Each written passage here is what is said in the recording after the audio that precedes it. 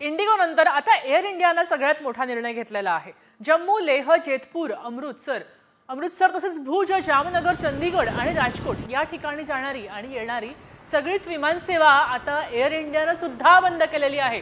भारत आणि पाकिस्तानच्या तणावाच्या परिस्थितीमुळे हा निर्णय घेण्यात आलेला आपल्याला समजतोय। इंडिगो आणि त्यानंतर एअर इंडियाने सुद्धा आपली विमान सेवा या काही ठळक राज्यातली बंद केलेली आहे। या शहरामध्ये ड्रोनचा आणि हल्ल्यांचा धोका जास्त असल्यामुळे या शहरात जाणारी आणि या शहरातून येणारी विमान सेवा पूर्णपणे बंद केलेली आहे।